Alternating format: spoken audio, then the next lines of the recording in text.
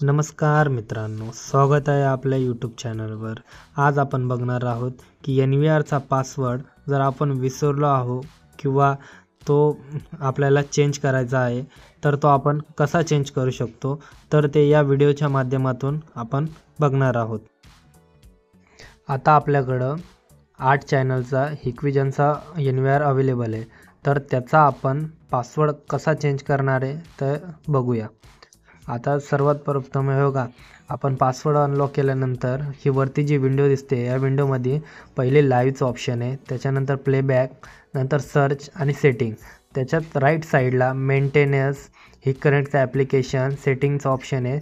तर ह्यामध्ये आपण राईट साईडला मेंटेनन्सवर जाणार आहे। त्यामध्ये गेलो की आपल्याला 3 ऑप्शन अजून दिसतात। लेफ्ट साईडला सिंपल रिस्टोर म्हणून ऑप्शन येतं, त्यानंतर फॅक्टरी डिफॉल्ट म्हणून ऑप्शन येतं आणि तिसरं जे ऑप्शन आहे ते रिसेट टू इनॲक्टिव्ह येतं। तर त्यावर आपण क्लिक करणार आहे, रिसेट टू इनॲक्टिव्हवर। त्याच्यानंतर साईडला आपल्याला अजून एक विंडो ओपन होते, त्याच्यावर ओकेच ऑप्शनवर आपण क्लिक करू। त्यानंतर बफरिंग होईल, बफरिंग झाल्यानंतर पूर्ण विंडो शटडाऊन होऊन जाईल।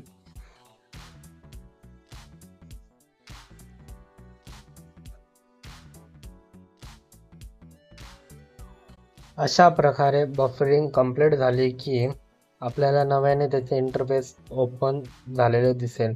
जसे आपण पहिले स्टार्टिंगला कॉन्फिगरेशन करतो तसेच नंतर पण आपल्याला तसे पेज ओपन झाले की ते करावे लागेल। म्हणजे ॲज इट इज जेव्हा नवा DVR आपण त्याचा सेटअप करतो त्याच प्रकारे आता पण आपण सेटअप करू। जसा त्याचा आता पासवर्ड वगैरे टाकून आपण त्याला प्रॉपर एकदम करून टाकू। पासवर्ड वगैरे फिल झाला की नेक्स्टवर क्लिक करू।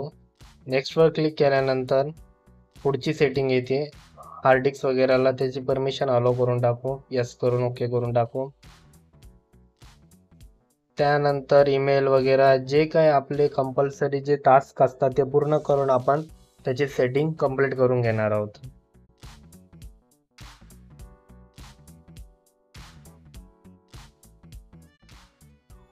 त्यानंतर त्यामध्ये पॅटर्न लॉक ॲड करून पॅटर्न लॉक टाकून घेऊ। डेट अँड टाईम सेटिंग वगैरे सर्व सेटिंग त्याच्या एकदम प्रॉपरली अरेंज करून घेऊ।